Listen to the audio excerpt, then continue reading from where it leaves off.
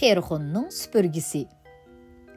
Perxonning bir mushki va intayin uzun bir shilapisi bor ekan. Uning oltin ranglik o'rimi chechi gajgisiga sangilab turadi ekan. Ular mushki bilan ikkisi sehrli süpürgisiga minib olib, shamolga qarshi uchib yuradi ekan. Mushk xushalligidan miau miau qilib ketadi ekan. Perxon lavlarini yumib kulimsiraydi ekan. Biroq ular uchib ketayotganda tuyuqsiz bir kuchli shamol chiqibdi-da, Perxonning shilapsini uchirib ketibdi. "Pasla!" deb vaqirabdi Perxon supurgiga va supurgi yer yuziga tuvallab, ular yerga tushibdi. Ular izdabdi, biroq shilapa hech nada ko'rinmabdi. Ondan paka bir daraxtzorliq chotqonlarning ichidan nimadir bir narsaning guldirlab yugurib chiqayotgan ovozi anglanibdi. Aslida u bir ish ekan. Og'zida Perxonning shilapasini tishlab olgan ekan. Ishit uni adab bilan Perxonga beribdi. Perxon uni ilib, beshiga yaxshi kiyayotgan chaqda ishit uningga: "O, men bo'lsam mushundoq aqlliq, ziyrak bir it. Mendek bir yaxshi ishqa sehrli supurgingizdan bir kishilik o'rin bera olasizmi?" debdi. "Bolada, chiqqin!" debdi Perxon tovlab. İşte şu zaman süpürgege yamishibdi. Perxon süpürgeni chekibdi va süpürge qilib, ular ko'kka ko'tarilib uchibdi. Ular itiz dalalardan va o'rmonliqlarning ustidan uchib o'tibdi. İşte qo'shalliqidan quyruqlarini shipanglatib ketibdi. Perxon qaqaqlab kulib ketibdi.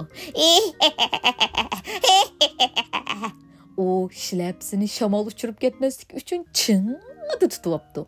Biroq kuchli shamol uning chechig'i qisqa choshqusqichini uchirib ketibdi. "Pasla!" Ular yer yuziga paslab tushibdi. Qisqichni izdabdi, biroq hech nadan topolmabdi. Ondan to'satdan bir daraxtning orasidan bir qushning vichirlagan ovoz anglanibdi. Bir yeshil rangli qush tumshug'ida kepina qisqichni tishlagunicha parvoz qilib uchib ketdi. U qisqichni adab bilan Perxonga sunibdi. Perxon qisqichni chechig taqayotgan chaqda "Men bir ko'k turg'oq, kishilar payqanotlarimni zumratdek yop-yeshil deb maqtashidi. Meningdek bir qushqa sehrli supurgingizdan bir kishilik o'rin bera olasizmi?" deb so'rabdi. "Ma'qul, qayna chiqqin!" debdi Perxon. Shuning bilan ko'k turg'oq lapildab uchib kelib supurgiga qo'nib joylashibdi. Perxon supurgini chekibdi-ka, qilib ko'kka ko'tarilibdi va ular uchishga boshlabdi. Ular qumushliqlardan va daryolarning ustidan uchib o'tibdi. Ko'k turg'oq qush xushalliqidan vichirlab sayrab ketibdi. Yana bo'ron chopqin bo'lib shamol chiqibdi. Ular osmonni kesib o'tib uchib shiroq yerlarga minibdi. Perxon kepinek choshqisqichini mahkam tutibdi. Biroq endi uni sehrli tayoqi shamolda uchib ketibdi. "Pasla!" deb vaqirabdi Perxon. Ular yer yuziga tuvallab tushibdi. Sehrli tayoqni hamma yerdan izdabdi, biroq topolmabdi. Tuyuqsiz nuridik sosliqdan usti-beshi yo'l bir paqa sehrab chiqibdi. Uning qo'lida yo'l bo'lib ketgan yiliq sehrli tayoq bor ekan. U adab bilan sehrli tayoqni Perxonga beribdi. Perxon sehrli tayoqni yepinchisiga surtib quritayotgan chaqda paqa uningga: "Men bo'lsam bir paqa, kishilar mening pokizligimni ta'riflashidi. Meningdek bir paqaga sehrli supurgingizdan bir kishilik o'rin bormidi?" debdi. "Bo'ladi, qayna chiqa!" debdi Perxon. Paqa shu zaman supurgiga chiqib o'tiribdi. Ondan Perxon supurgisini yenik bir chekkan ekan, qilib havoga ko'tarilibdi va ular uchishga boshlabdi. Ular sozliqlardan, qoqos cho'l jaziralardan va tog'lardan uchib o'tibdi. Paqa xushalliqidan sakrab ketibdi. Biroq tuyuqsiz ular minib olgan supurgi sunib, ikki parcha bo'lib ketibdi. Müşük, işit, paqa, hammasi sunğan yerim süpürgüdün yıqılıp, yerge mullaq etib tushibdi. Perxon o'ltirgan yana yerim süpürge uçuplu bulutlarning orasiga kirib ketibdi.